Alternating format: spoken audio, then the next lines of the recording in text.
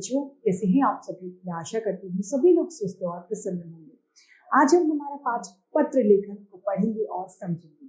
ये है पाठ 14 पत्र लेखन यानी लेटर राइटिंग।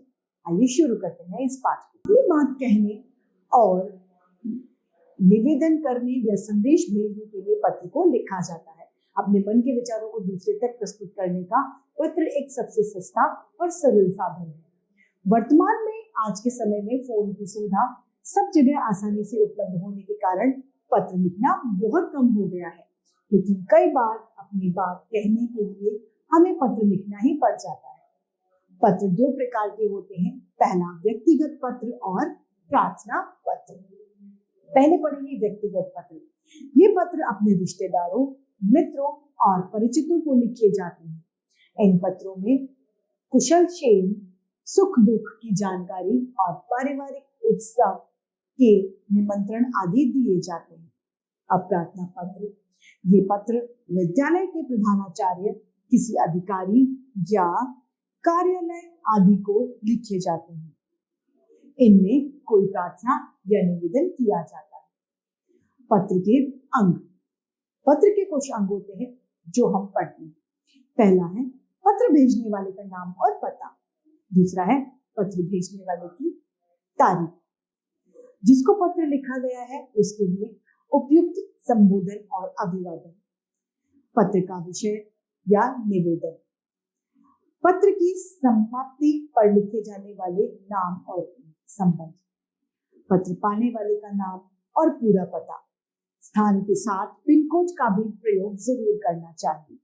जैसे कि ये दिया गया है एक पत्र, प्रेषक जिसने दिखाया है भेजने वाला डॉक्टर वीरपाल वर्मा, C9 गोमती नगर लखनऊ, और नीचे पिन नंबर दिया गया है। ये है सेवा में डॉक्टर R.K. तनेजा, जिसको पत्र लिखा गया है R.K. तनेजा को 160 आकांक्षा भवन, गांधी कॉलोनी, मुजफ्फरनगर, और नीचे पिन इन्होंने दिया है।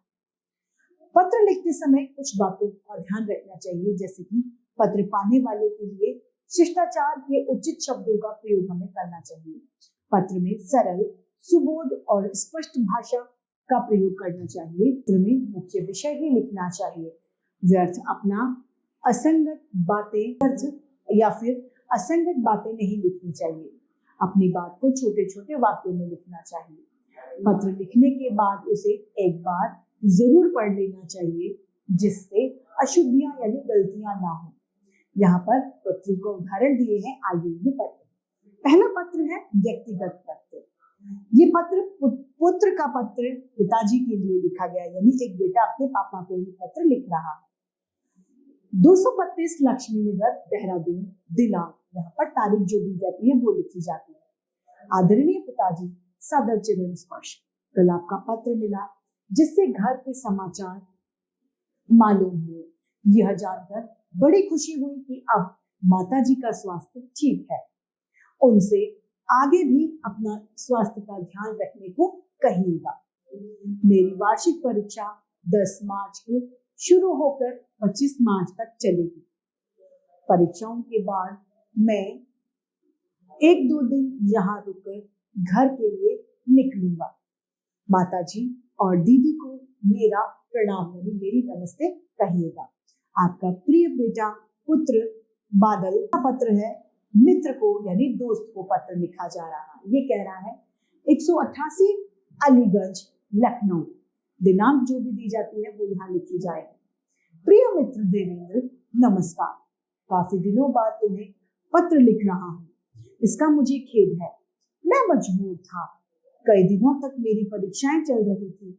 मेरे सभी प्रश्न पत्र अच्छे हुए हैं। आशा है कि मुझे प्रथम श्रेणी के अंक मिल जाएंगे। तुम अपने विषय में लिखना कि पढ़ाई कैसी चल रही है और तुम्हारी परीक्षाएं कब होंगी।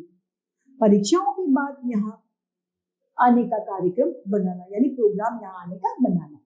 शेष सब कुशल है यानी बाकी सब ठीक है।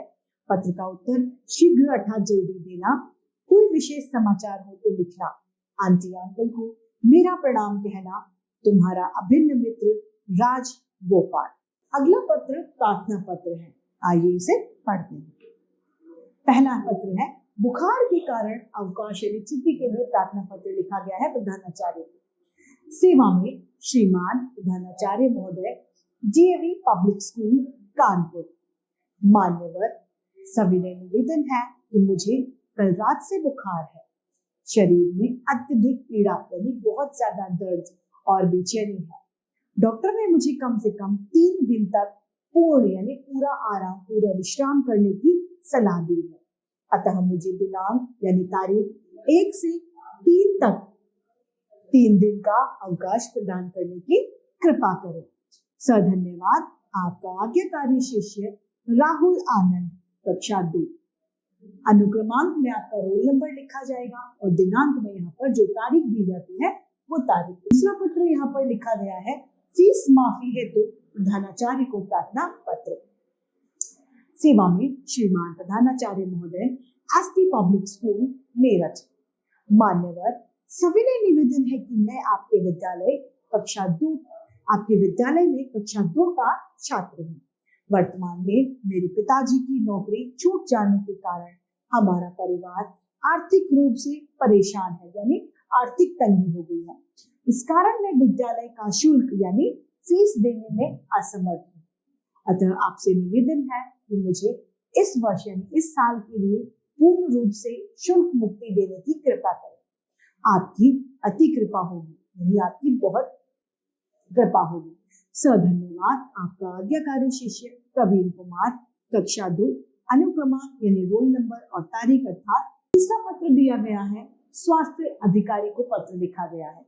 इसमें कह रहा है 125 शिवपुरी गोरखपुर। दिनांक में तारीख लिखनी है जो दी जाती है। सेवा में श्रीमान जिला स्वास्थ्य अधिकारी गोरखपुर महोदय, निवेदन है कि हमारे शहर के पूर्वी क्षेत्र यानी क्षेत्र विशेष यहाँ पर दिया गया है, पूर्वी क्षेत्र में स्वाइन फ्लू रोग भयंकर रूप से फैला हुआ है। अब तक लगभग 25 व्यक्ति इस रोग का शिकार हो चुके हैं।